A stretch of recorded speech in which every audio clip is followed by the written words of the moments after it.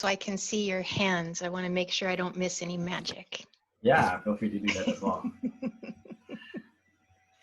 Great. So let's see. Right, the first thing I want you all to do is, now that you have your video on, and even if you don't have your video on, if you want to try this at home, definitely feel free to give this a shot. So first off, put both your hands up. So what I want you to do is I want you to clasp your hands together.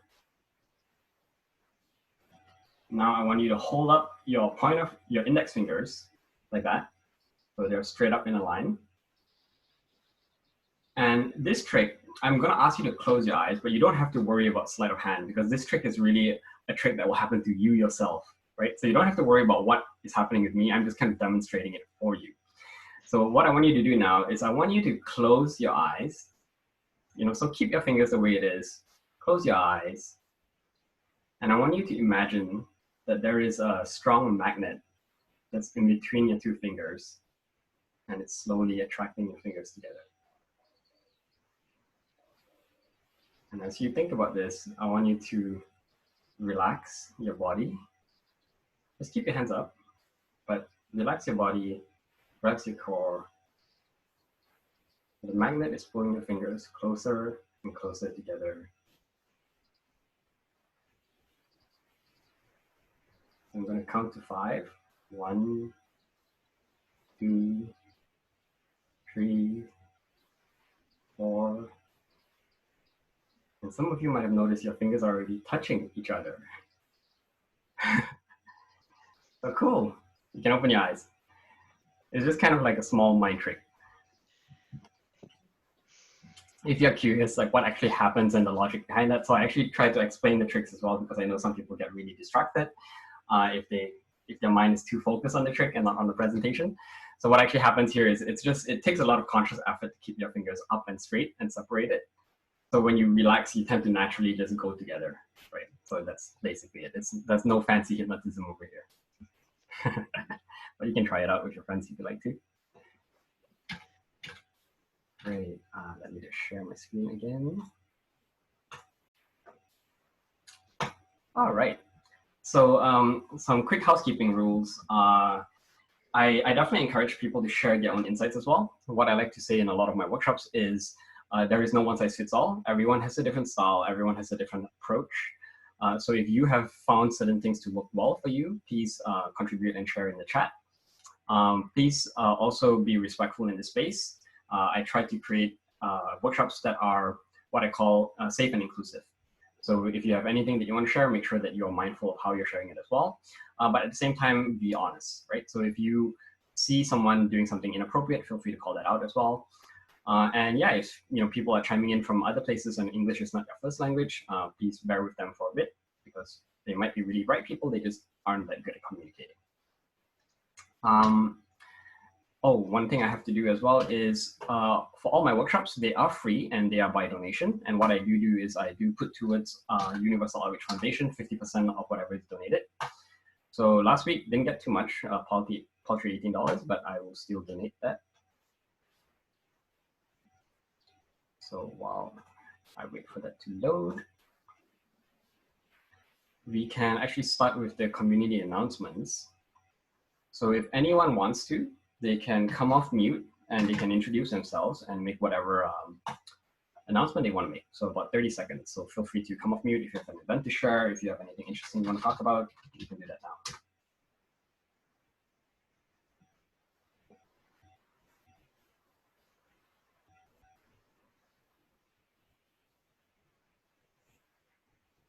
Anyone? Any announcements?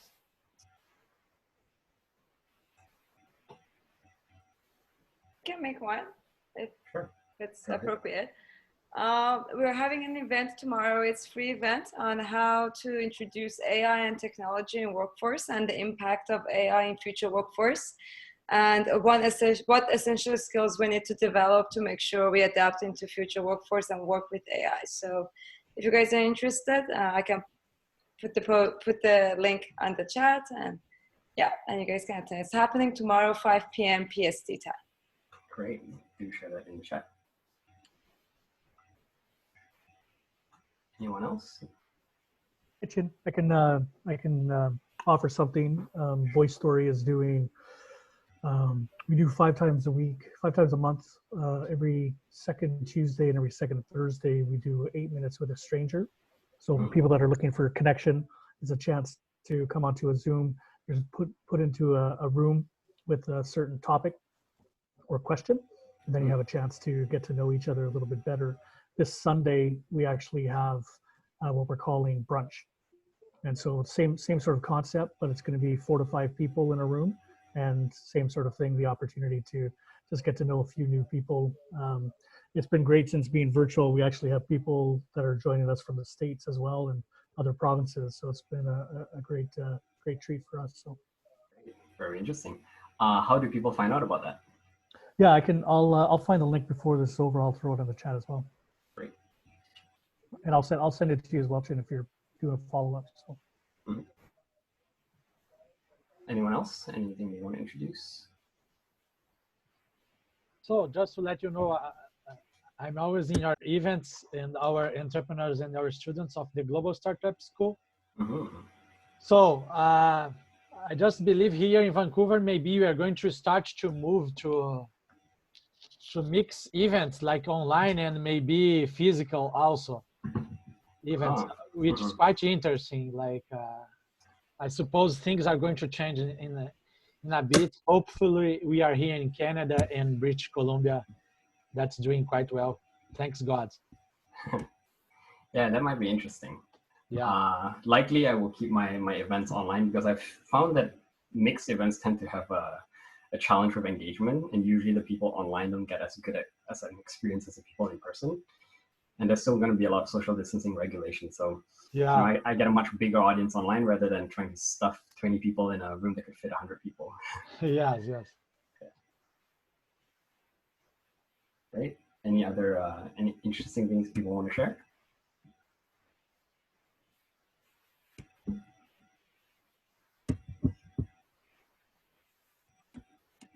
One of the, hi everyone, my name is Dakota. One of the organizations that I engage with is called Tomorrow Conversation. We host almost daily open talk cafe sessions where you can come in dialogues with people locally as well as around the world. It's open to everyone, and basically it happens, I think, Monday to Saturday. So I can include the link in the chat. Sure. All right. Otherwise, I think any other announcements? If not, we can move on. Going once. Going twice. All right, I'll move on. But if you guys have anything else that you want to announce, feel free to put it in the chat. So quickly, a bit about myself and my background, and then we'll jump right into the presentation as well. So my name is Chin. I run Classy Novel. And to give you some context on what this is and why I'm doing the workshops that I'm doing.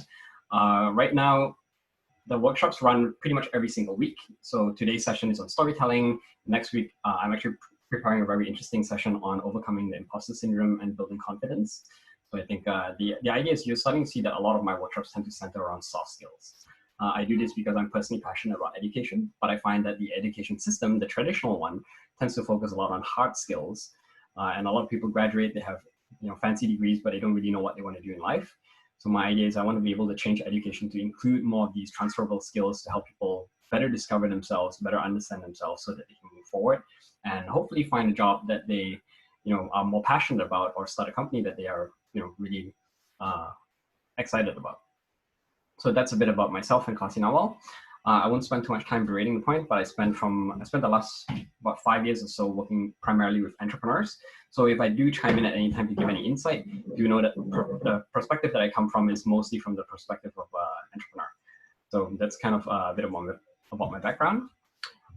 Dr. Renee Jacobs is here as our speaker today. So she's very interesting. She's actually the director of speakers and director of speaking coach, is it? Speaker training, director of speaker training. Yes, director of speaker Get training. Inspired Talks, yeah. Yes, I Get Inspired Talks. And I met Renee when I was out at a Vancouver Business Network event.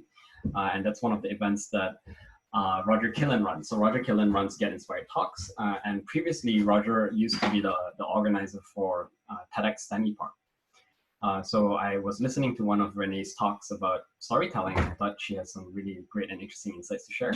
So she comes from a very interesting background.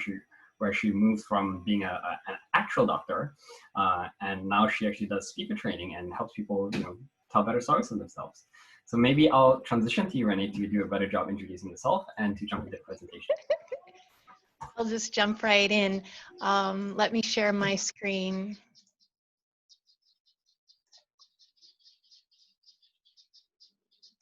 And if you'll just confirm, how's it look? Have I got the right screen up? Yep. Okay. So the most successful business people improve their storytelling skills for a reason. There's nothing in the world that's quite like a well-told story to attract interest and to gain engagement and to really connect at the level of emotions. People in sales, people successful in business know that all decision-making is emotional.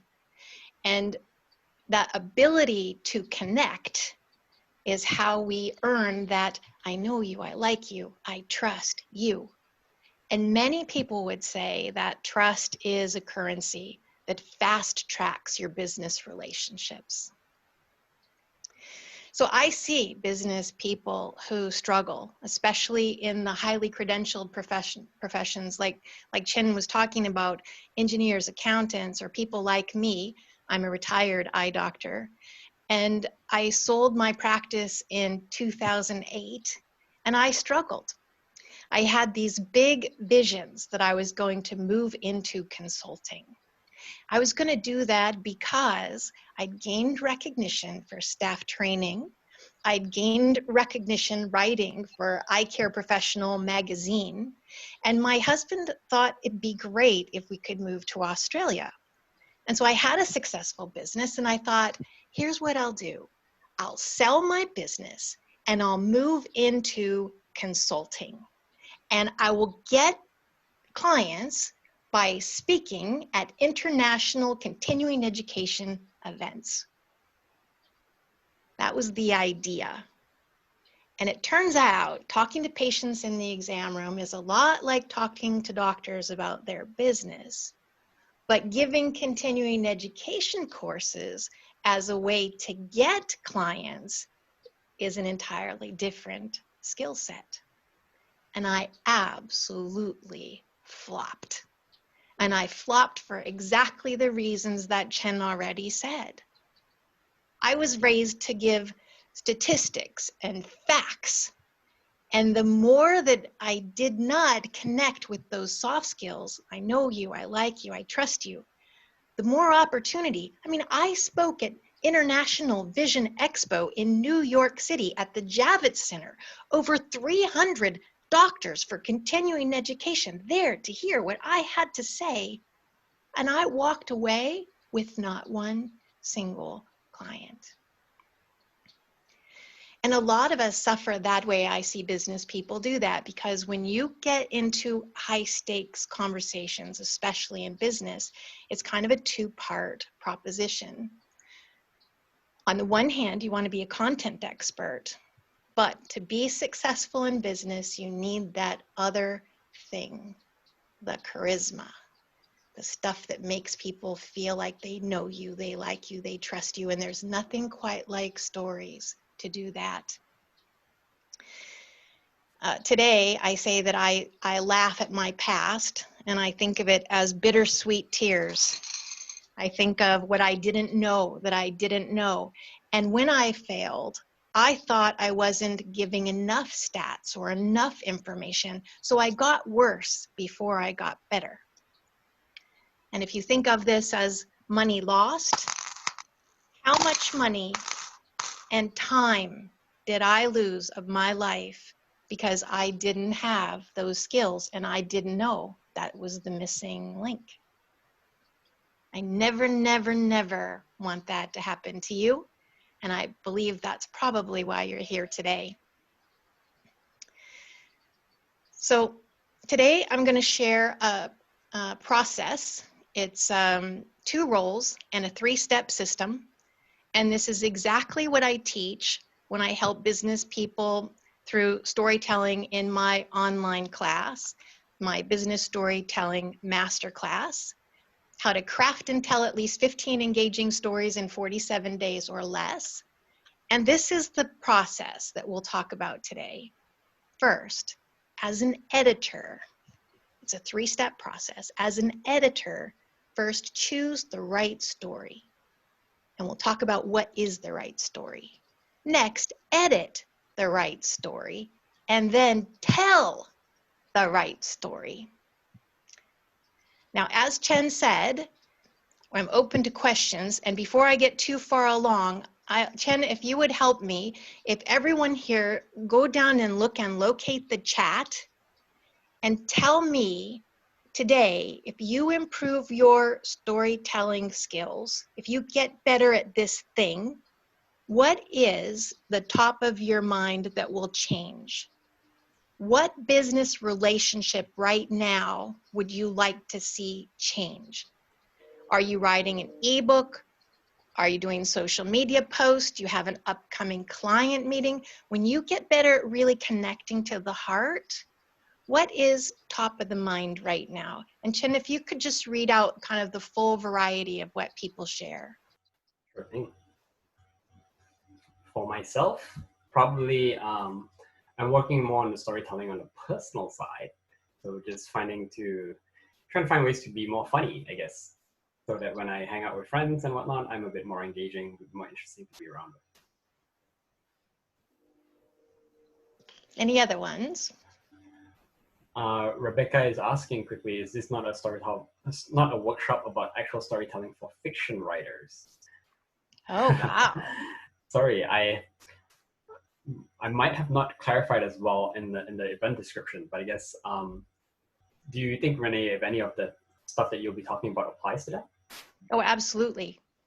Absolutely. Fiction and nonfiction. Yeah. Daniel is saying podcast and blog. Alvin is saying create more engaging educational content. Rachel, increase social media engagement. Dakota is to be respected by other professionals beyond my young students whom I can really connect with. Karen is looking to write an AI blog. Irma is to reach partnerships for business. Maria to express a new business culture. Nice. Yeah, there are so many places now in the digital world where you can really use storytelling skills, presentations in addition to the one-on-one work that we do. Do you want me to keep reading? Nope, we're good right there. I'm moving to my next slide. Here we go. When you choose the right story, how do you choose the right story? There are 3 things to keep in mind. One of them is, top of the mind, what is it that you want people to know? When I work with speakers, people who do keynote speakers or business presentations at conferences, they usually have something they want to communicate, something they want people to know about them and the work that they do. So that's top of the mind. Second thing to keep in mind as the editor, before you tell your story, there are these things you think about. Second, make it personal. So many speakers say, I've got this thing that'll change the world. But if the people who are listening don't agree, that's not what they came to hear, then they won't be very interested. So you want to be sure your story has something in it that the listener, that the audience wants and craves. Next, be charismatic. Bring your full personality. So you choose a story that you know you can tell well, and when you relive it, you can bring it to life. And then you get bonus points for being entertaining. So that's step 1, is choosing the right story. The next step is to edit the right story. And this is a strategy that everyone here can use. Think of it, the first strategy is what I call zooming in. Like if you imagine big Google Earth, And then you start zooming in, and you zoom in until you're in your house, and then you zoom in until you're in your kitchen. Where is a place and a time with all of the details of a scene when you made a decision, a turning point? You want something, you have emotions around that thing you want, and it leads to a decision and an action. And emotions, what we feel as we struggle in those turning points in our life, they make the best stories.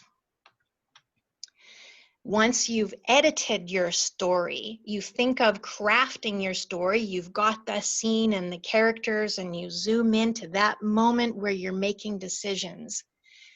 That's the editing that goes in. When I do the storytelling masterclass, I have 20 strategies that you can use to take the right story and make it a more interesting and engaging story. Then you practice telling your story, because if it works for you, you'll see people light up. And if they love your story, then you're ready to take it public. You can use it in presentations. And there's so many places to test your story. You can do it at dinner with friends or with a business person in the car. And you don't have to say, let me tell you a story. You just kind of lean into the topic. And when you start to tell, notice if they light up. And if instantly it reminds them of a story in their own life, if they get very conversational, you know your story hit the mark. It's personal to them. Now, I have an example story. So think about if I'm doing exactly the things that I said. If you see that zooming in, if you see the turning point, okay? So a few years ago, Blue Hotel, downtown Vancouver. It is the dress rehearsal for TEDx Stanley Park. And I have coached 4 of the speakers. We have Patty Morrison there as an image consultant. And I asked her, I know she's there helping the speakers pick their clothes and be ready for stage, but I said, Patty, at the lunch break, would you mind just kind of taking a look at some of the options that I could wear? Because at the end of the day at Queen Elizabeth Theatre, 2,600 people, we get a standing ovation. At the very end, the speakers and the coaches walk up on stage. So I'm only going to have a few minutes of stage time, but I'm planning what to wear. It should be pretty easy. So we're at the break. Everybody's gone. It's just me and Patty in this conference room. And I've brought my clothes in, honestly, a black plastic trash bag.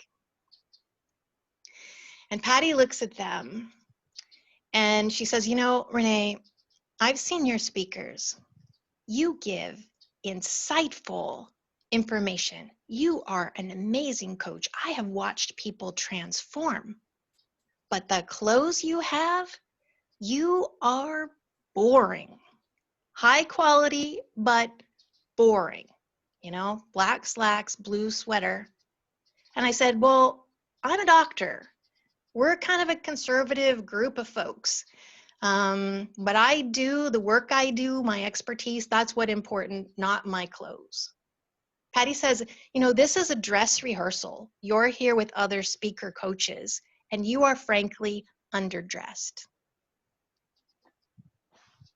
And then she said this. She said 2 things you should know.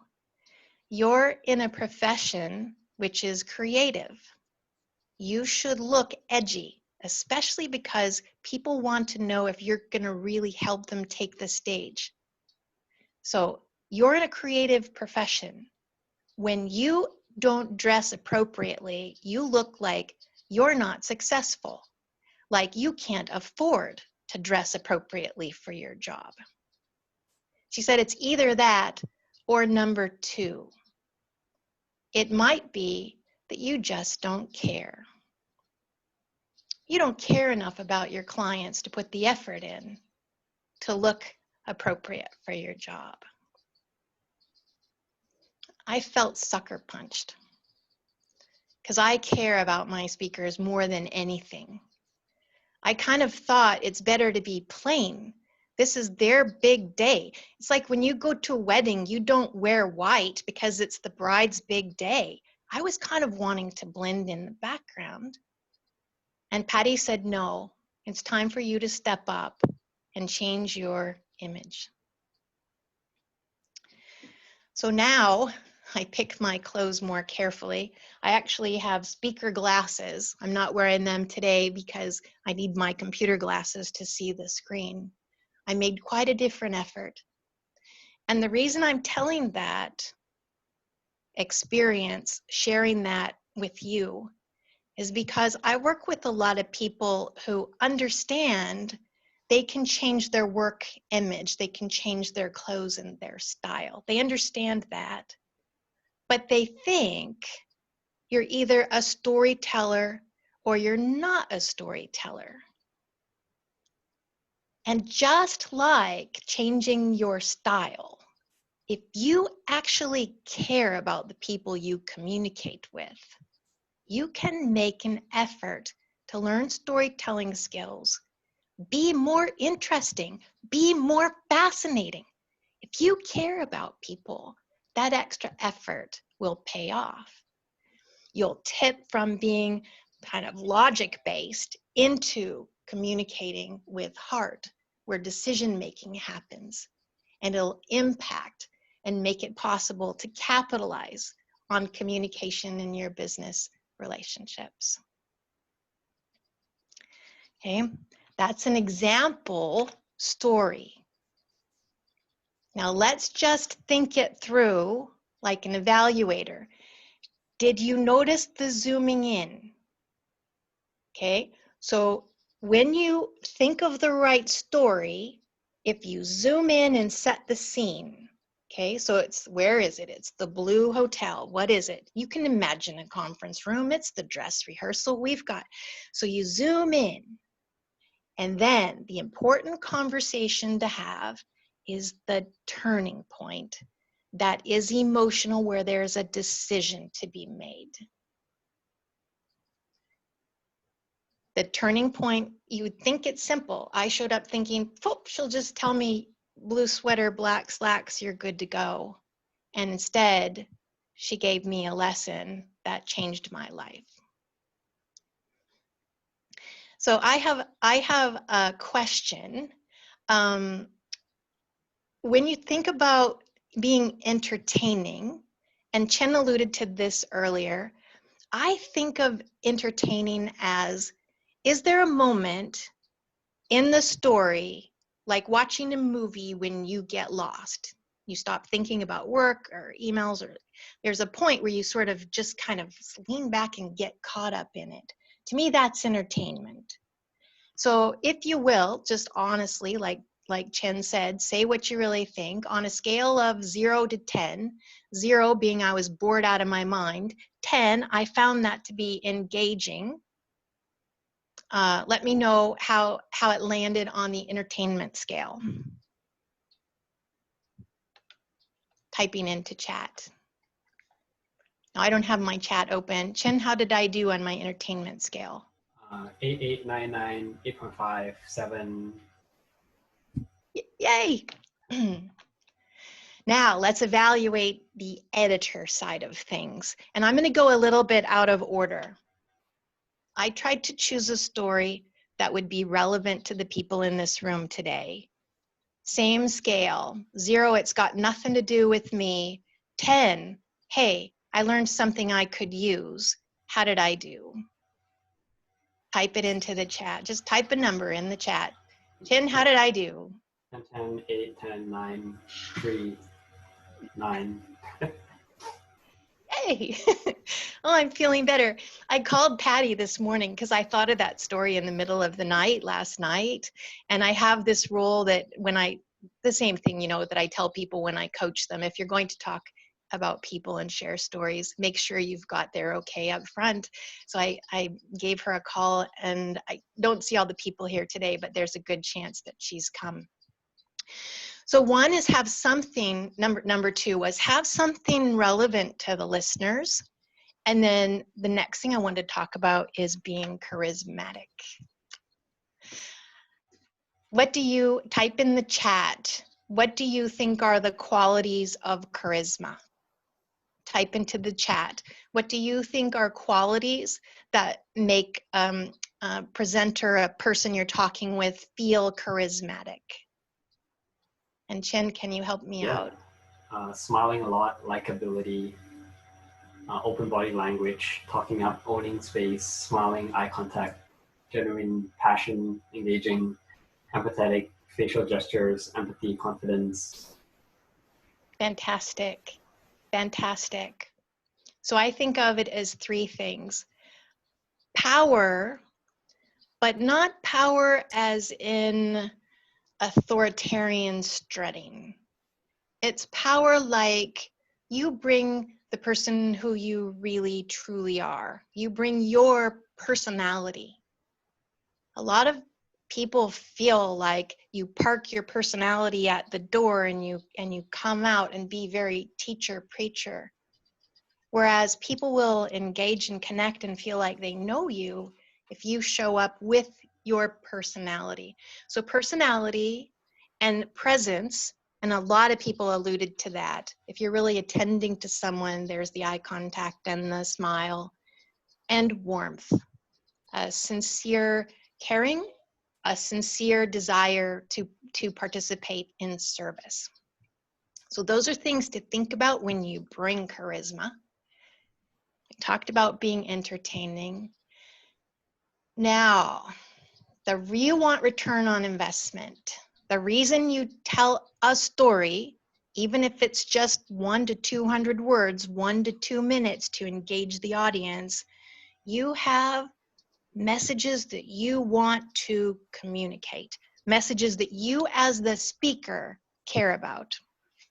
And I actually have 5 of them, 5 takeaway points.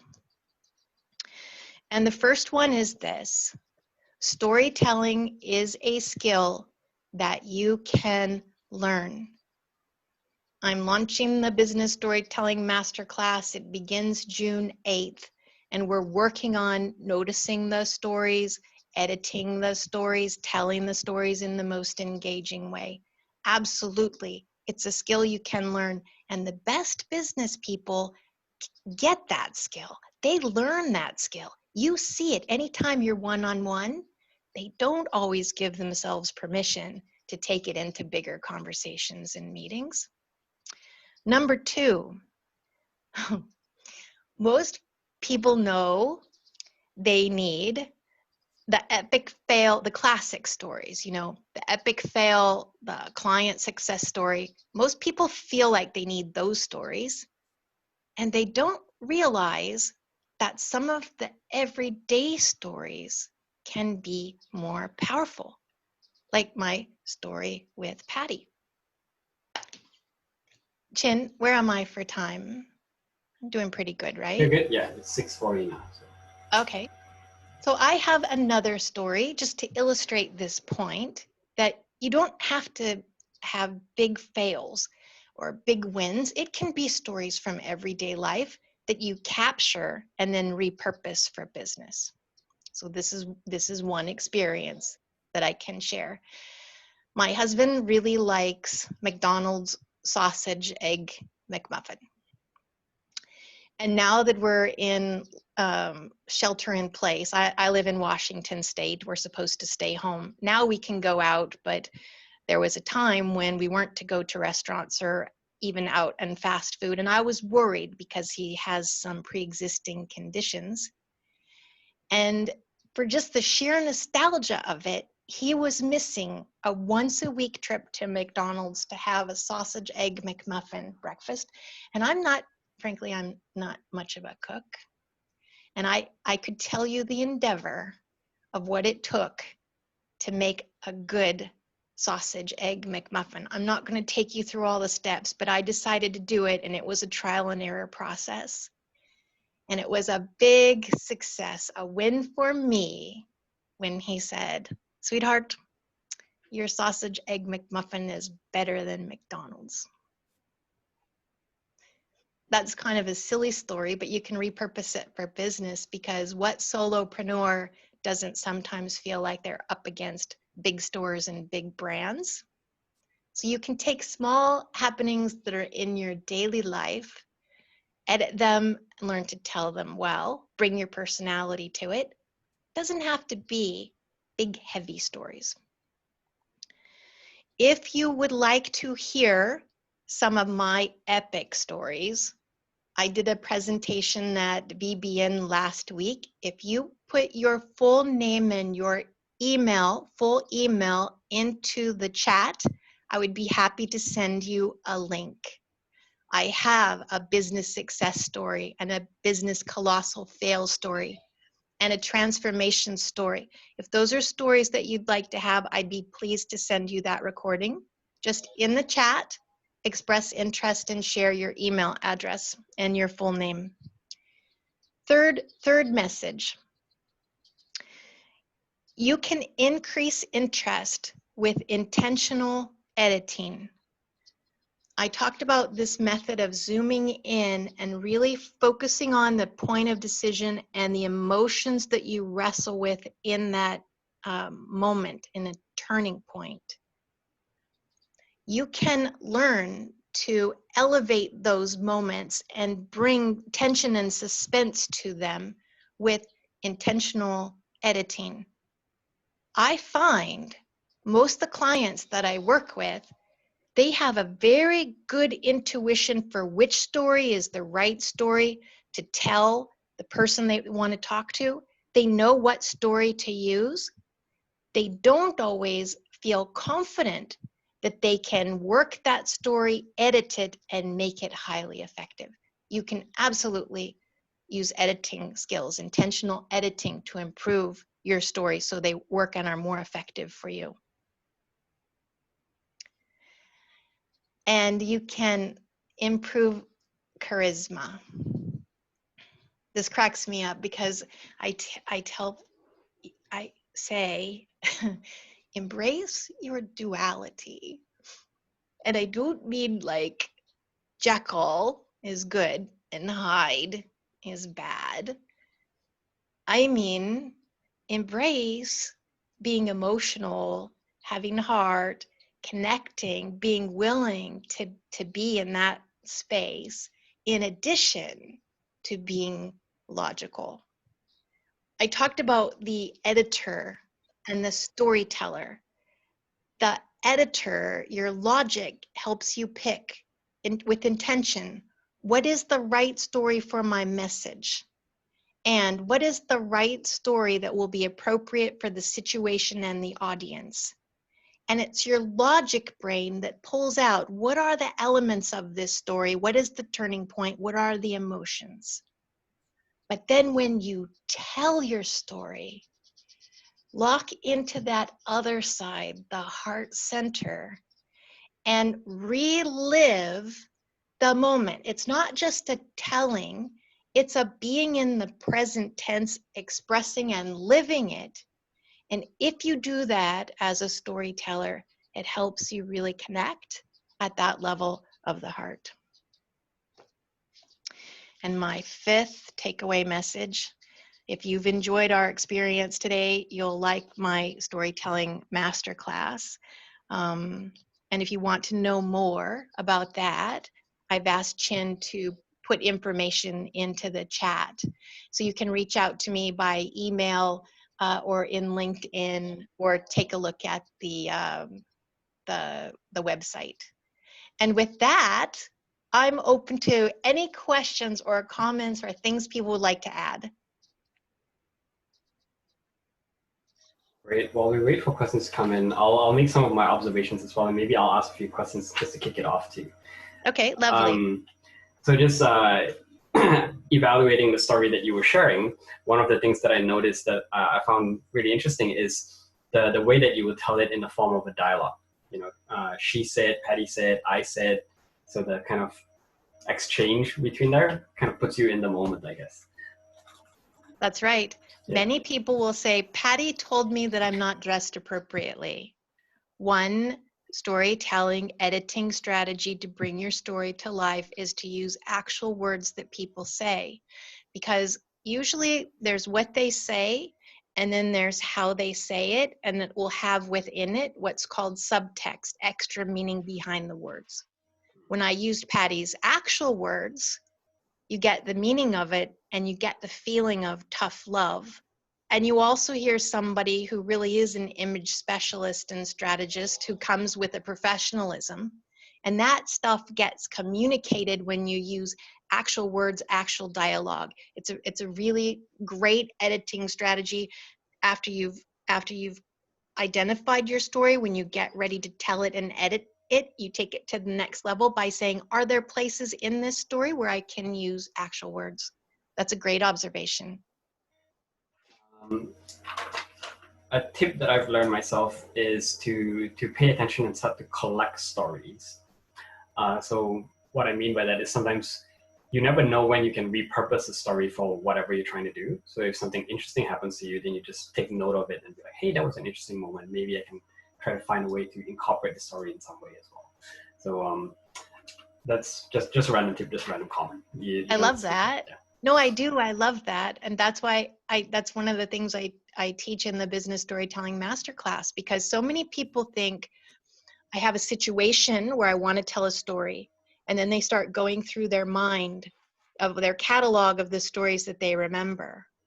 If instead, anytime something interesting happens, emotions with a turning point, you just capture it in a journal or in the notes on your phone. If you just capture it, then there it is in the raw form. It's not edited. You grabbed the situation and the exact words and you recorded it. And then in the future, when you are thinking what story would fit, you can go back through your diary and you'll be shocked at what things match up perfectly that you never would have put together. Like, I'm sure my sausage McMuffin story could be used if I told you all the things I did wrong before I got it right. Could be used to talk about innovation and trial and error and what happens if you're in business and you really understand social media, but you really don't understand medical billing records. Or, there are ways there are things in life that we do where we're called upon to do trial and error. If you capture your stories and you keep them and catalog them, you'll always find fascinating things that you can pair up. So just, being a storyteller, knowing you're a storyteller, collecting your stories. I get long-winded. I like it. Some questions are coming in. So one from Dakota: how do you be your authentic self when being yourself just does not work for the people around you? For example, for colleagues, for friends, families, peers, or people with authority or power. I'm sorry, can you just say it one more time? I didn't get all the words. Sure.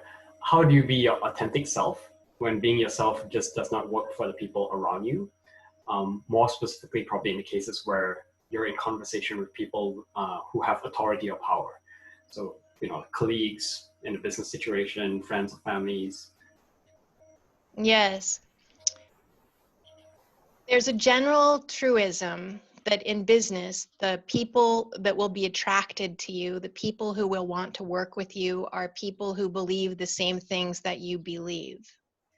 And so part of being successful is choosing the stories that those people will gravitate toward because you have common beliefs. You always are your original authentic self if you tell stories from your own life. Where you seem false is when you look for quotes and jokes and things that are external. When you pull things from your own life, you will be original and you will be authentic. What to do if you're in a situation where you don't feel comfortable? I'm not sure I know how to answer that, but I appreciate what you're thinking. And if you want to connect up in email, I'd be happy to talk privately and see if I could help sort out and be helpful. Yeah, I'll chime in and try to answer that question too, because in preparing my presentation for next week on imposter syndrome, I think I was thinking about that question quite a bit because it's something that came up in one of our the habit accountability groups that I run. So what I've come to learn is that a lot of people think about the mask that they wear in front of different people, and I think we don't realize that there is no such thing as a true authentic self. We always change ourselves depending on who we're interacting with. You know, you would behave differently in front of your grandma than you would with your brother, right? So these things are quite normal, and it happens even in a business or professional setting as well. Where authenticity comes from is when you are behaving in ways where you exhibit behavior, where you share stories that align with your personal values.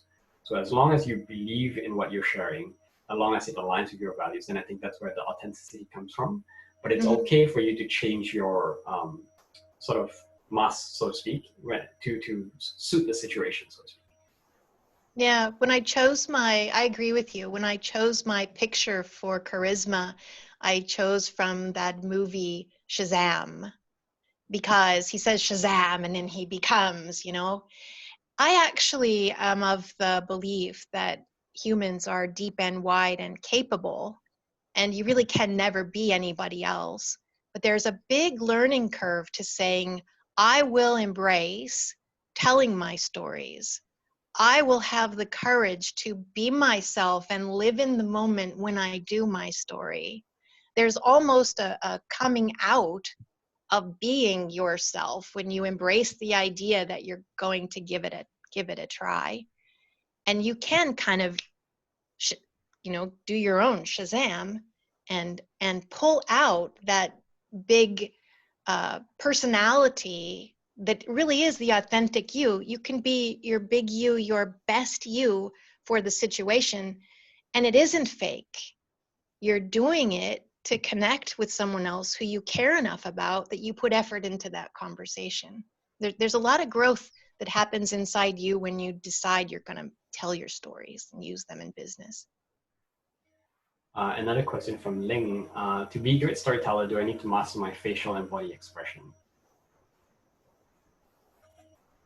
So what I like about the method that I do in the business storytelling masterclass, I have people start by thinking of the story and then pull out your phone and tell the story. Tell the story like you're talking to a friend. That way, I've discovered that people who sit and write the story get very mechanical, but people who just tell the story to their phone, even if it's just 1 to 4 minutes in length, tell the story to your phone. Then use talk to text. That's where you get your script. Then use editing strategies on that script. That way it comes out conversational. And then my experience with people is they don't need a lot of coaching on facial expressions and body language because they've written something that is conversational in their own words. It doesn't feel fake. When you practice it, you edit it and you put it together, and then you do another retell on your phone and you watch and observe yourself, you'll start to get all of that right. It doesn't take a lot of coaching. So I don't know if that was helpful. Did I answer the question on point? I try to get people to be their authentic self and not get too hung up on here's where I touch my heart, here's where I put my fist, If you tell your stories from your life and you capture them in their natural form, editing strategies make them more engaging. They don't make them not original or fake. They just make them more engaging. I get very long-winded. I love the topic of story. Yeah, no. Another great question from Irma. So this question I like because one of the tips that I've learned in a networking context is when you're making small talk, and if you don't have a personal story, one thing you can do is you can borrow the stories of others. So her question here is related to that. It says, would it be the same if I tell a story about myself or a story of another person? Like, would it have the same power or impact? That's a lovely question. And it comes up a lot when I coach people for big stages. They're doing their signature talk, they're putting it together because they want to do a TEDx, and they're trying to win a general audience to come to them and get next step services.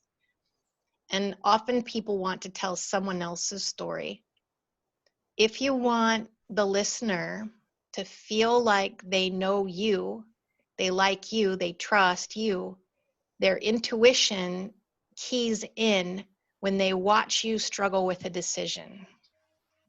So if you're trying to get someone to feel like they know you, you tell a story where you're the protagonist.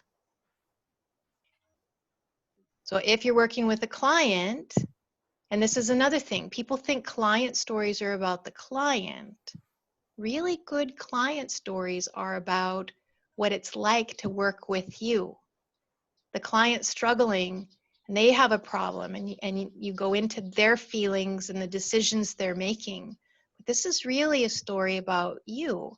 You care for them, you know the right thing to do, you want to put them, give them peace of mind, you've got strategies that you bring, you have words of counseling that you bring.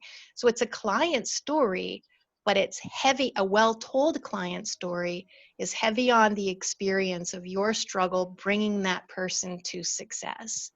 And it's really, to the listener, it's a story about what it's like to work with you. So the most powerful stories will be stories where you're the key actor in the decision making. When you really want people to feel like they know you. Question from Maria: is there any exercise that you can suggest for improving diction? Since English is not my first language, I noticed that you speak very calmly, slowly, and pronounce correctly every word. I don't have great advice. That's what I do like is this, where you tell your story to your phone and then you hear it back. And I watch people when they practice their stories, I watch them get more clear just from the self-assessment of practicing with a tool that they can observe themselves. Chen, do you have other ideas about that? Because I know we're in Vancouver and we're in a place where we have many people who speak English as a second or third language. Well, English is my first language for me, so I don't have any easy tips. I do, however, carry a heavy accent, maybe not as heavy as I think it is, but coming from Malaysia, I do have a Malaysian accent, and sometimes that does get to me, and I wonder if I'm actually communicating the right way, enunciating the right way. But I've come to just kind of embrace that, like, who cares? Accents kind of give you personality as well, so you don't necessarily have to cut out every single element of it. Yeah, he asked for a resource, right? People on chat might have ideas. Can they type in books they've read or videos or things they've found helpful, if that's a challenge? We've got a group, big resource group here. Sure, and as people put that in, some other comments here. So let's see, Raphael, how to be a good storyteller online? Any comments on that piece? I in a few weeks, I'm going to be at the Kitsilano meetup talking about bringing charisma to online presentations. It's a special kind of challenge because eye contact matters and it's more challenging. So first you need great stories that are compelling. And when you say online, I don't know if you're talking about blogs and vlogs and all the different ways that we communicate, but great stories will carry themselves. But then, yeah, your ability to live in the moment and relive and bring it to life and identify what people want to know so you're relevant. That's the stuff that works. If I can give any of my tips on the online piece, it also depends on the context online. So if it's online in a form of video, similar to this, if you notice, Renee's slides were very light on text. So your presentation is always your wingman. It's not stealing the show from you. Make sure that you are the limelight. So if possible, like generally I find if you're really trying to inspire people through an online talk, or if you're thinking about making videos on YouTube and whatnot, generally you see the best videos, the speaker is in full view. It's not a slide and speaker in the corner kind of thing. So that for video type of content. It's hard, it's hard to do that on Zoom because the user gets to pick the size. Hey, Chen, if you wouldn't mind, I just want to say one more time, I am recording this talk. If you want to have this talk for review or to share with people at work who you think would benefit from learning some storytelling strategies, again, type your email address and the request into chat, and I'll be sure to send you this one. And if you would like to see the one I did previously, I can give you the video of that one as well. I want to make sure people know about that. And also, if you can, Chen, can you put my contact details into the chat? Yeah. I'm struggling to find it. Oh, Yeah. don't worry. I already did it twice. I'll do it Okay, again good, before good. we wrap up as well. Yeah. Thank you. Yes. Sorry, I lost my train of thought. So yeah, online for video, that's just a piece on making sure that you're front and center.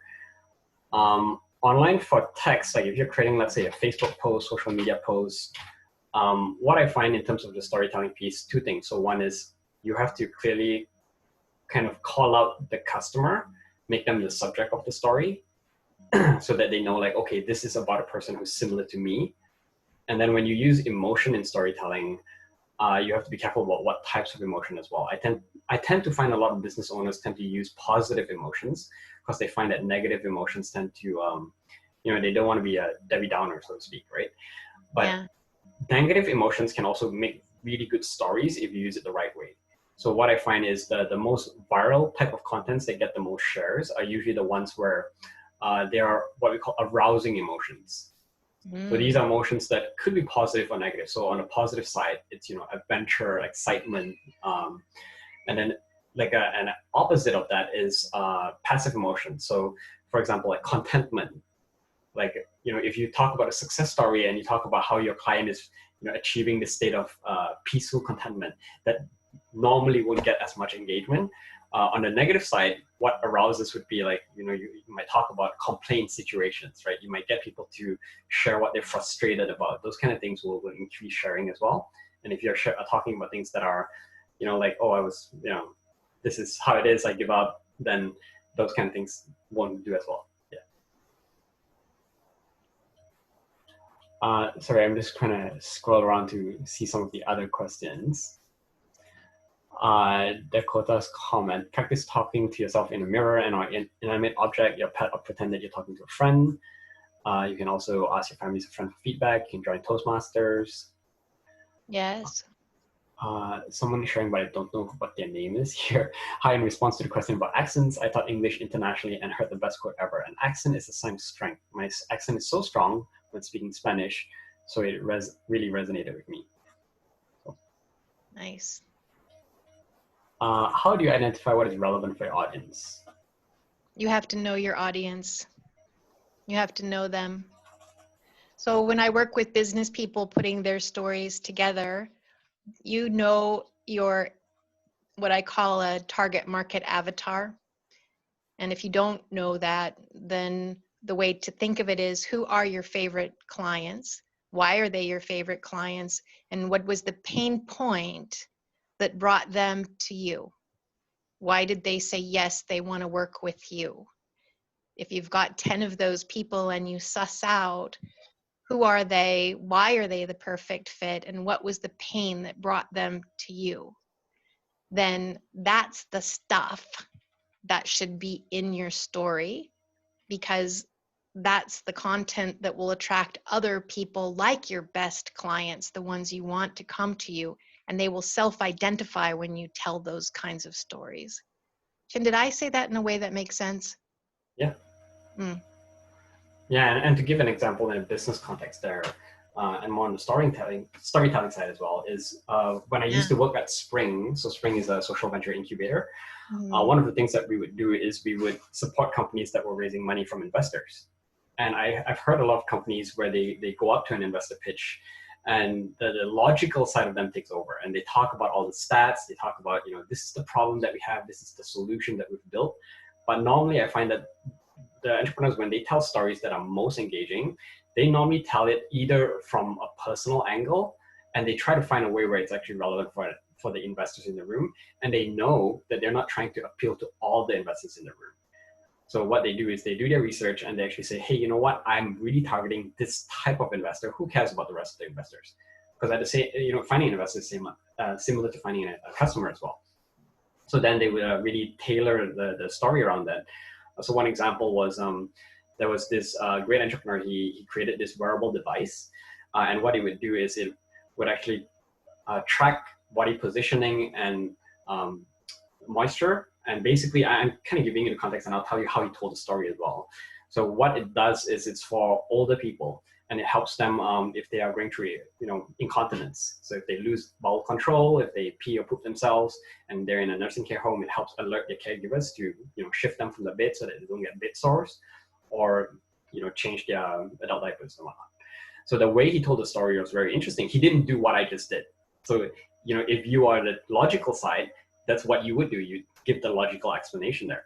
But the way that he told the story, he said, "Hey, I'm doing this business because my father-in-law, he's 80 years old. He's in a senior care home, and one of the common problems that he often gets is he will develop this really terrible bed sores all over his body, and that happens because when something happens, like let's say if he pees himself or if he poops it, and his caregiver isn't aware of it, then these type of things will develop, right? Bacteria will grow, whatnot. So I've developed this device, and this is how it actually addresses that." So he's actually telling a very relatable story, and it will appeal to investors who have parents who are a bit older, or who themselves are a bit older and worry that this might happen to them in the future as well. So that's the And what a relatability. difference. I mean, even when you just gave it two ways, the logic way and with a bit of story, the story touches me in a different place. And he's telling it from the way you told that story. So you notice I'm getting it like third person, fourth person, but he told it from the point of view of the family members. Like I would want something like that for my 83-year-old father. And so he told a story that would appeal to the person who would be the decision maker to make the purchase of that device, because it's quite possible that the person who needs it most, that's not something they would know to get. So the way that story was crafted is very powerful. Yeah, I like it. Looking back at the chat, Adrian is suggesting the book How to Win Friends and Influence People by Dale Carnegie. Awesome read. I definitely agree with that. Not only does it teach you the communication or people principles, but it also helps you expand your vocabulary and language.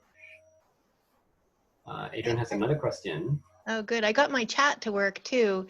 Rachel Lee wrote about sometimes charisma comes with being lively and animated. Is that something that's best to be toned down? Your animation should be appropriate to the story, the emotions in the story. There's nothing quite like you're telling a sad story with a smile on your face. You just want to be congruent. If you be in it and feel it as you tell it, all this will work itself out. Go ahead, Chin. Oh, no. I stopped you. Just another comment from Adrian. Asking more questions and more listening, he's found that it helps him slow down the conversation and communicate more calmly. Great. Nice. I have one question, and then perhaps I think we can wrap up the session after that, unless there are other questions. What I find challenging is when I tell stories, I struggle with kind of making it the right length. So in certain cases, like I have this very interesting story, really interesting experience to share, but I might go too deep in the zoom in process and I elaborate too much, or I don't know where to start or where should I start? Should I start at the very beginning? Should I start in the middle? Yeah. Any tips around that? Yeah, so my tip around that is the bare essentials are the turning point. What are you feeling and what's the problem that leads to a decision and an action? That's the moment, okay? So the essential stuff is what people need to know to understand that moment. Everything else is kind of fluff. So the first thing is just to be really clear about the moment and the feelings and the decisions and the actions. That's the critical stuff. Then you can layer in sensory things, textures, smells, other things that you might need. Then if you, like I said, crazy as it sounds, it's such a simple thing. If you tell your story to your phone and you create a 1 to 4 minute story, you'll know exactly how long it is. So if you say, gosh, I've got a story, but it's 10 minutes and I wish it was 2 minutes, focus in on what's the absolute core stuff you have to have, and then tell it to your phone and see if you can whittle it down. Does that make sense? Yep. If you do that, It'll bring your word count. Most people who tell engaging stories will come in at about 100 words a minute. People who type their stories sometimes make them really long. People who tell their stories, they seem to get better at chunking them into the right size. So if you're doing a 20-minute presentation, you probably only want a little story at the beginning, kind of a catch up in the middle, kind of a tie up at the end, and then lots of technical stuff in between. So story length really matters. It's a great point. Great. Thanks for the tips. I think I can wrap it up if there aren't any other questions. So yes, I will share the resources in an email. And I have collected all the emails that have been put into the chat, and I will send that over to Renee, and she can send you all the additional content as well. Renee, slides, will you be able to share that with me in case other people reach out and say they want the slides as well? Sure, I can do that. Great. So the next upcoming workshops we have, so there's one on June 3rd so that's next Wednesday on building confidence and overcoming the imposter syndrome. The next two ones the week after are more entrepreneurship focused. So one is on pitching for hackathons. One is to talk a bit about how to find your ideal co-founder. I'm actually scheduling a whole bunch of workshops in June and the rest of July as well. So I don't have them up yet, but they might be interesting. So they're on the topics of things like, how to buy life insurance and figure out the right insurance agent to work with, how to deal with real estate agents, negotiate a good housing price, and work with a mortgage broker. So all these kind of life skills are also interesting things that I find might be quite useful. So look out for those. Yeah, like I mentioned at the start, all the events are free, but I do welcome donations, and 50% of it will go towards Universal Outreach Foundation, which their mission is to provide quality education and make it accessible to people of all ages.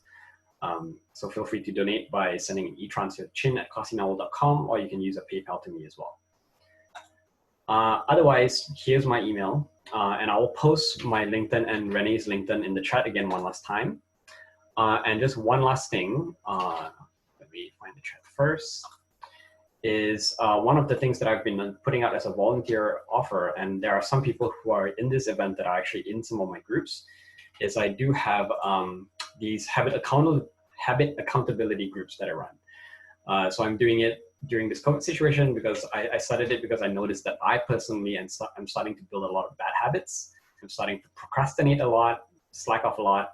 And the idea is by being in a group setting where you share your goals, I find that it helps keep me motivated. And I've actually seen myself take some very tangible steps to improve. So yeah, if anyone is interested in learning more about that, feel free to send me an email as well. So it's free, no payment. We meet once a week for 2 months, maximum of 10 people in a group. I have 4 groups running. So 2 groups are full, 2 groups still have space, and I'm starting new groups as well. If a group setting is not your cup of tea, but you are interested in having a bit more accountability, I'm also doing accountability buddy matching. So you can just say, hey, these are my goals. I want to find someone who's working on similar goals. Could you match me up with someone? And I'll just connect you, and then you can decide how you want to manage the relationship on your own. So that's basically that. I don't know why my chat is not coming up. Give me a second. Oh, there we go. So I posted Renee's info there, and I'll post my info there as well. Quick second. But yeah, otherwise that is it for the workshop. Any questions, any other comments? I'll hang around for a bit, as will Renee, I guess, and then you guys can tune out whenever you want to. Ima wrote to everyone, can we have the recorded webinar? If you give me your email address and your full name, I will make sure you have access to the recording from today. Great. Thank you so much for having me. What a treat to be here. Thanks for joining in. Yes.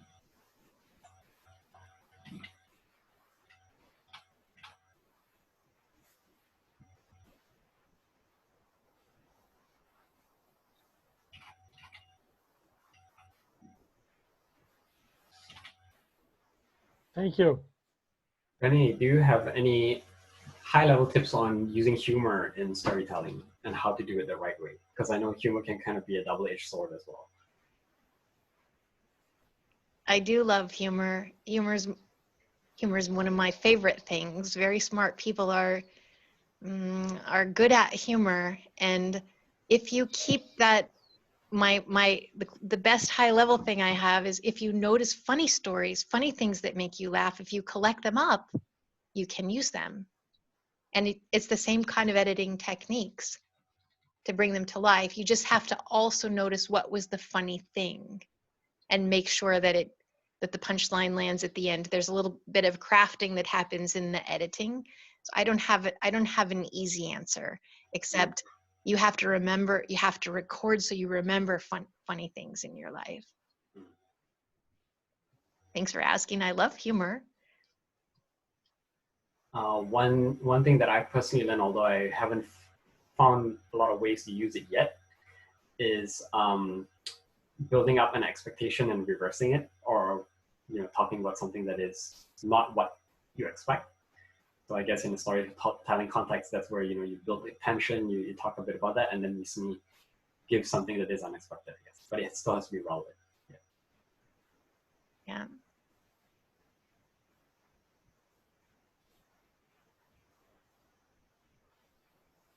Great. Any other questions or comments from the audience? It looks like we've exhausted everyone. That's a good thing. Yeah, we went through a lot of questions. Yeah.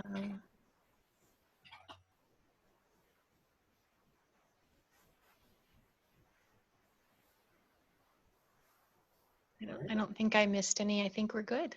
Yeah. Okay, I think if nothing else, then I will go and have my dinner. So I'll end the session. Oh, sorry, one quick one that came in from Sarah. Does your story always have to have a success ending? If you call success lesson learned, it doesn't have to have a happy ending. Life is fascinating. Real life is the most fascinating. So your story should have a message, it should have a point, and it should be relevant, but it doesn't always end in success. Sometimes it ends in hardship, lesson learned, and pivot, and then you have a new hill to climb there, progressive complications. Great question, though.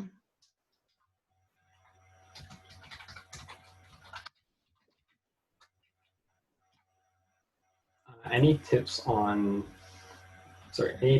asking questions for interview on stories? How to get stories out of people, I guess. I don't understand the question. So perhaps... Can you unmute, Daniel? Hi. Yeah. Yes, sorry, I was trying to be quick. So before we ended We should have just had people go ahead and unmute and speak. Yeah, go ahead. So my question is, because I recently started a podcast and I interview people to share their stories. Yes. That's why, what kind of tips, maybe the right question to ask about how to share story, how to make people more confident about sharing their stories, or any tips that you might have? The only tip I have is that turning points, decision making, tend to be things that are interesting. What is your podcast about? It's about stories of immigrants, people that left their own country to chase a dream, to chase a better life, or whatever the reason could be. Mm-hmm. Yeah, fascinating topic, and people that will have a wealth of experiences and lessons learned. Yeah, and also so far it's been really interesting, really great stories, motivating and inspiring, and really good. Yeah, thank you. My comments there, although you might be already using some of these, is obviously the power of why, asking them about what drove them to do the decisions that they did. Yeah, that's one of the questions. Yeah, I got my script, the question I usually ask. Mm-hmm. Most of are copied by other people that I follow on other podcasts. But I don't know. Maybe I was just looking for more tips. I'm learning, so any advice? I thought of one. If you are in Toastmasters, one of the skills that you practice is impromptu speaking.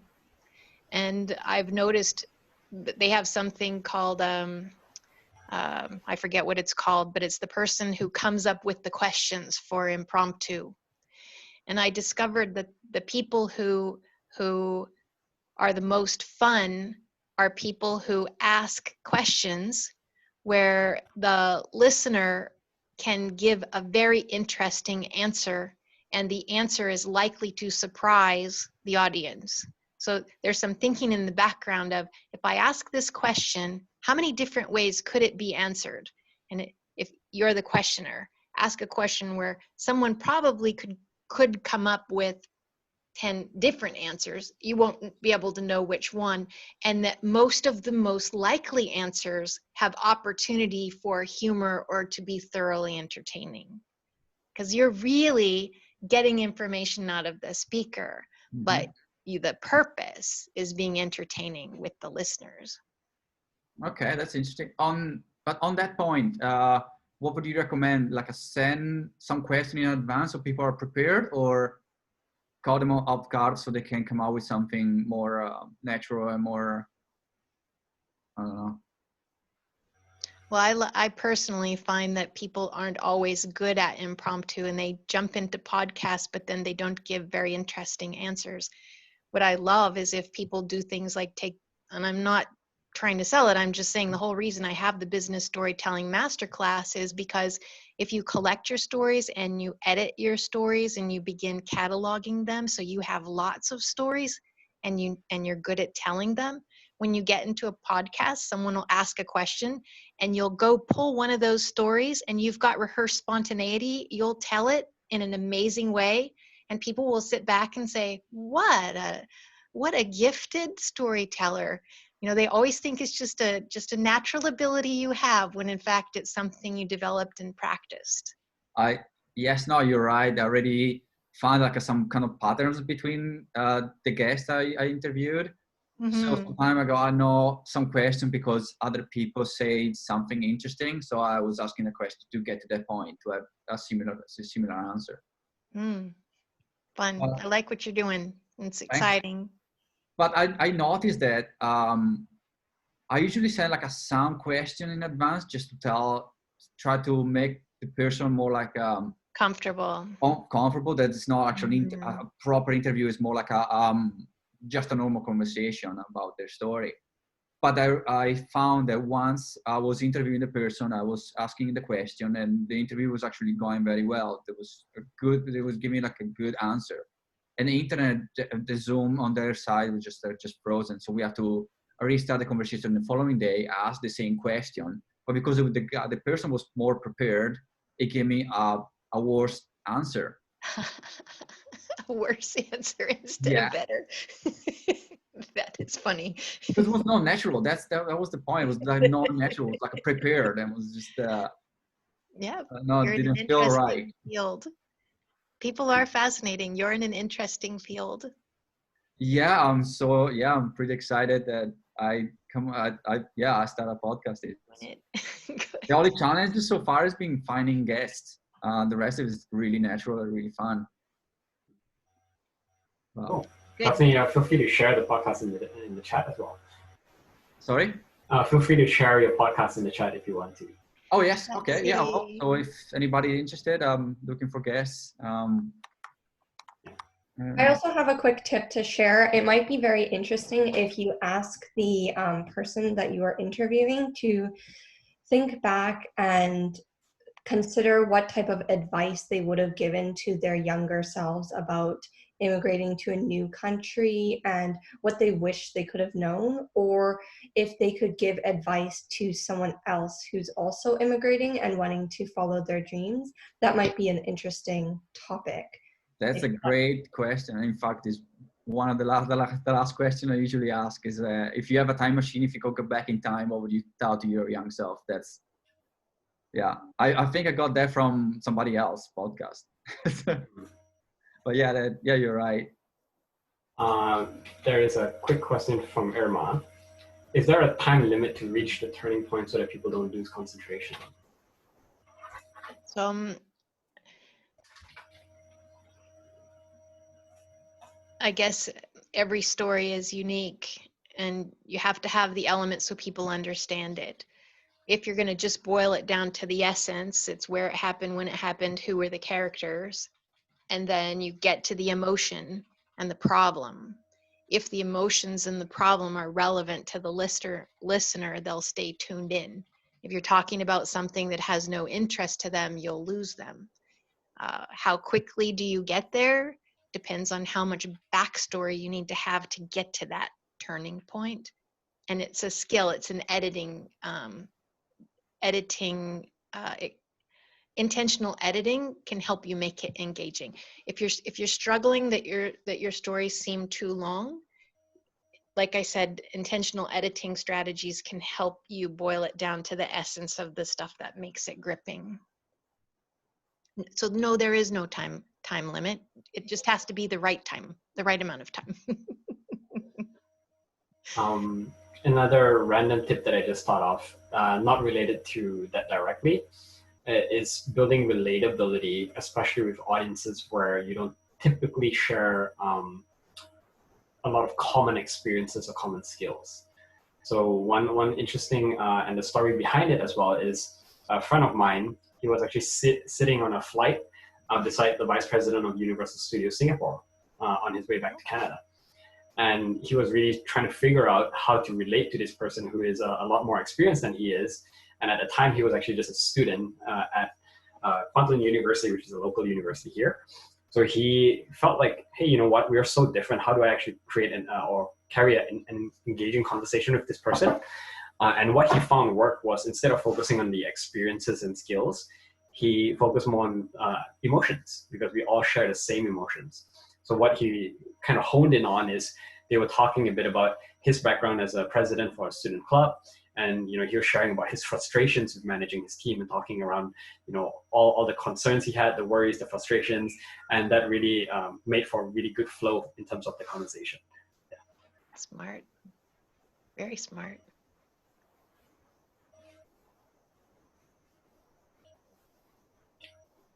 Great. I think that's it. I think we can call it a night. It is 7:30 now, so we're right on time. Great. I will be ending the call now. And yeah, anything else, just feel free to reach out to myself or Renee. You have both our contact info. And I will see you all maybe next week if you join the next webinar. Nice job, Chen. Thank you. Thank you. All right. Have a good night, everyone. Good night. Thank you.